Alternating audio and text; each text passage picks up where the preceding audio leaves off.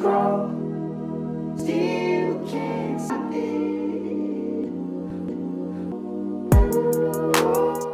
What is up? I am Crypto Mason, and welcome back to the Crypto Mason YouTube channel. Shout out to the Gold Squad. We look for gold in every single aspect of our lives, and we always find it. Now, today, the market is not doing too hot. Bitcoin, most of these top 10 is all in the red today.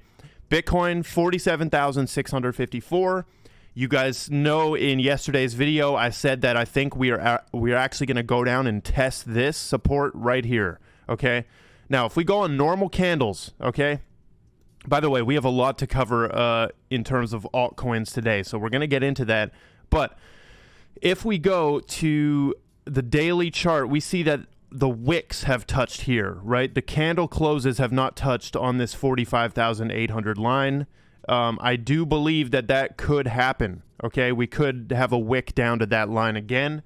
And it's going to be crucial to see if we hold that. And if we do, I think we're headed back up. Okay, so where is the money flowing today? We're looking at cryptometer.io, and we can see over the last 24 hours, the money has been flowing into rows. So straight from Tether, right? Straight from Tether, we got 10 million flowing into rows. People are buying Phantom, Rose, and Sand today. And I just want to give a quick shout out to Rose, Oasis Network, because I do like this coin.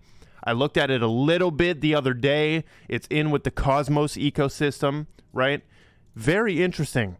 And by the way, one thing I noticed is this is in a lot of people's portfolio. Oh my goodness. Okay, this is in Polychain, Binance Labs, Arrington XRP Capital. The Winklevoss twins hold this, right? So these are like famous portfolios. Not famous, but they're just like important venture capital portfolios, and they hold Rose. So Rose is most definitely a gem. I mean, it looks pretty high right now, but it hasn't broken all-time high yet. Its all-time high was in November right there, I believe. Yes, November.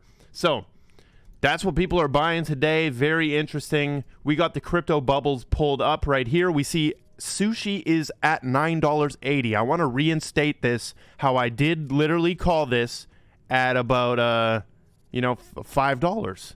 But before this, it was also at $7. So you're still up 22% on the month.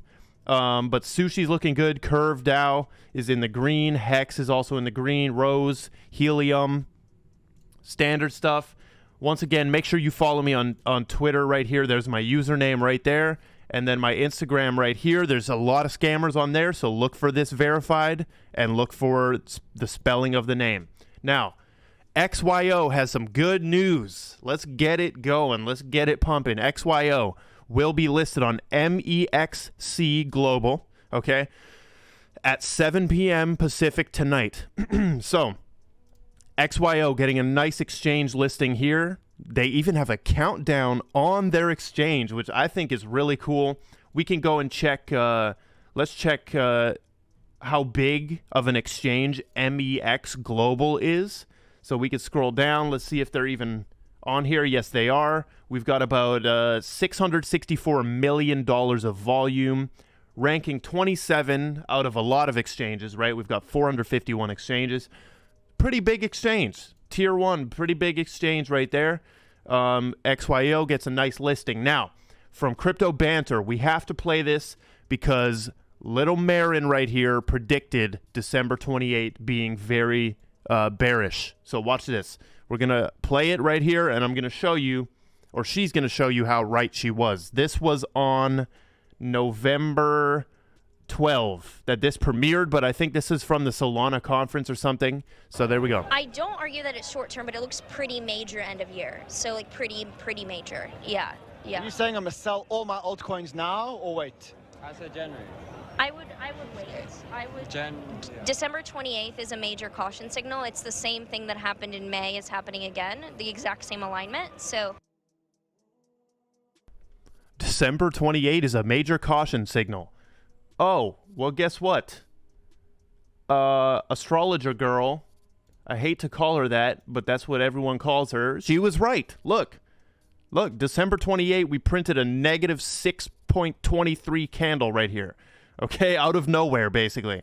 Just look at that. It's just there. So she said major caution signal. I don't think. I mean, 6% is not that major, but that is a pretty big move, right? $3,000 move. Interesting. I hope it doesn't get worse. We've also got Ethereum tanking right here, 3,764, about half as bad as Bitcoin, 3.5% right now.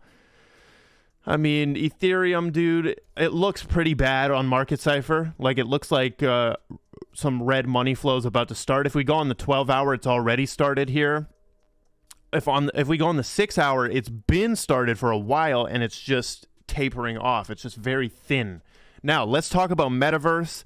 And also, at the end of this video, we're going to talk about narratives that'll get you rich in 2022, because this whole thing, if this year taught you anything, it was that narratives are king in crypto. Now, Paris Hilton is making a freaking, launches a Metaverse business on Roblox. So Paris Hilton is already making money in the Metaverse, which is Roblox. Right, this was my problem with the Metaverse, is it's being used as such a vague term, and basically Minecraft and Roblox are getting roped into being called metaverses, which they are metaverses, okay?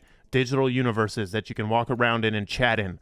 So she made Paris World. You can see it right here. They added a video to the Reuters article. Great job.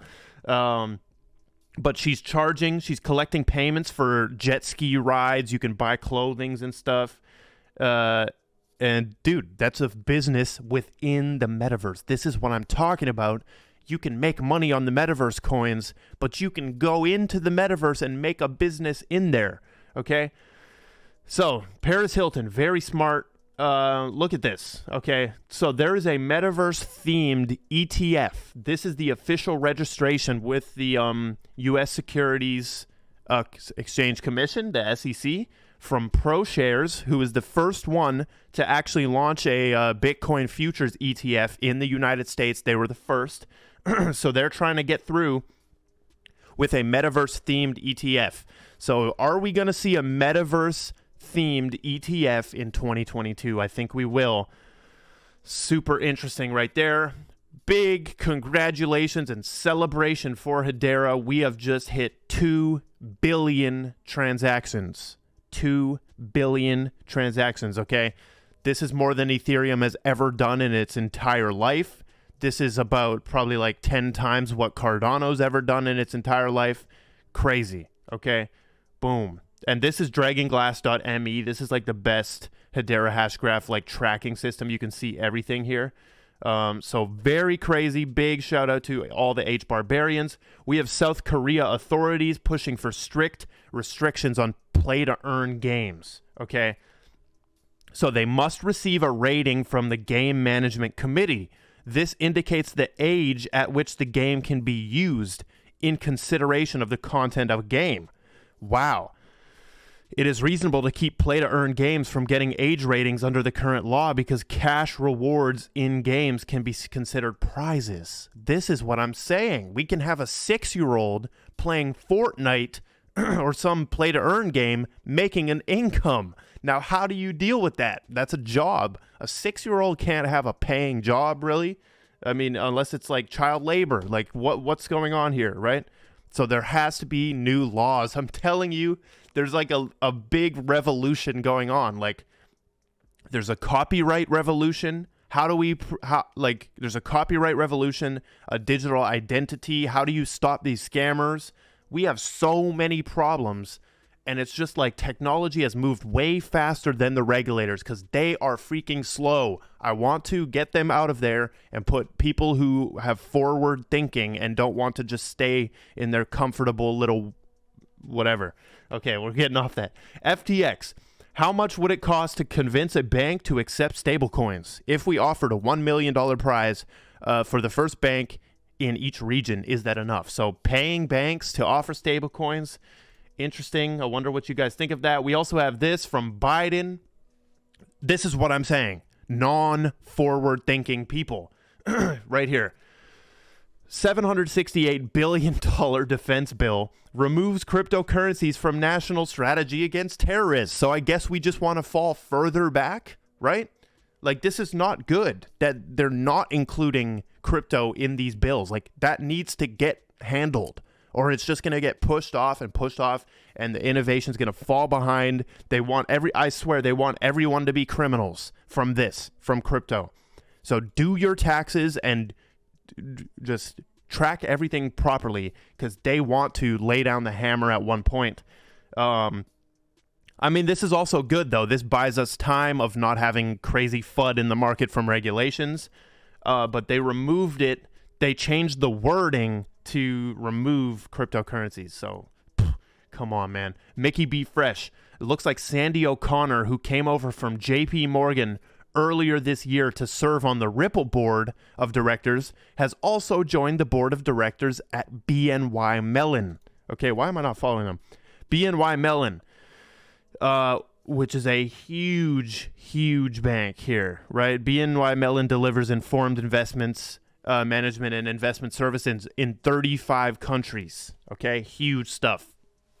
Sandy O'Connor. Alf points out that the Wall Street forecast for the S&P 500 in 2022, all of these dots are predictions, okay? Look at that. Look at how bad that has been. He says that that's embarrassing. We've also got Elon Musk talking crap about Bitcoin and Dogecoin. Or no, he's talking crap about Bitcoin, and but he's telling the truth, though, Peter. He's telling the truth, Peter. He's telling the truth. Dogecoin is a little bit better than Bitcoin in terms of making payments. Okay, so I'm not going to play that because it's the same argument that Elon has always been on. Now we have Rosie Rios. I need to play this because just watch her. Watch this. You were appointed to Ripple's board of directors. As we near the end of 2021, Rosie, I have to ask you, what trends should we keep an eye out in the new year? What are your predictions for, let's say, blockchain crypto space in 2022? Look, I mean, the future is already here, right? It's one of my favorite phrases that I use all the time. The train has already left the station. I think blockchain technology will always be here, not just because of crypto, but other applications as well, whether it's NFTs, whether it's fractional ownership of real estate, whether it's art, all these other applications are there. So for me, I think this world of innovation and technology has already arrived. It's really, how we use it responsibly, how we really think about it to better our lives. The train has already left the station. Oh my goodness. That is amazing right there. We have this from Hodl Style. XRP was built to deal with the shortcomings of Bitcoin. Okay? Look at their thing. They're at like a conference thing, and they have built by Bitcoiners on the Ripple thing here. Okay? To improve upon Bitcoin's shortcomings. Very crazy. Then we have Demo Finance right here. I don't know what that is. I don't trust that project yet. I'm sorry, but they have made a Zinfin billboard on the New York Times Square, showcased in front of millions of people from all around the world. So my honest thoughts on this: extremely ineffective to put a blockchain, a random ass blockchain, on a New York Times Square billboard. Like, that is completely ineffective. It's good for social proof. But come on, bro. Nobody, like what's the point of this?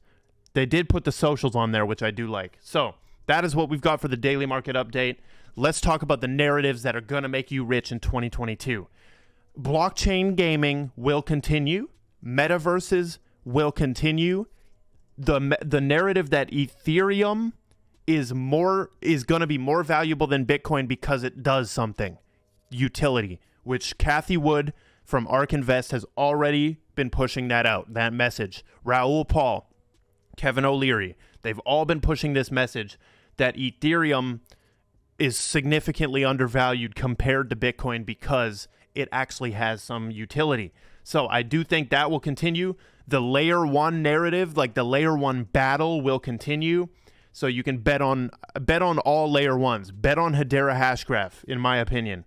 And some other narratives that might stir up is we might go crazy on DeFi again, right? I think utility narrative. So people are going to be looking in 2022 for the coin. Like, this recent shitcoin season was too much of a slaughterhouse. So people are going to be looking for real solid projects in 2022. If that prediction goes wrong, I mean, that just tells me that regulations are imminent if we have another hardcore shitcoin season there in 2022. But that is all we've got. Make sure that you follow me on Twitter, Instagram, join the Telegram group. I love you all, and goodbye.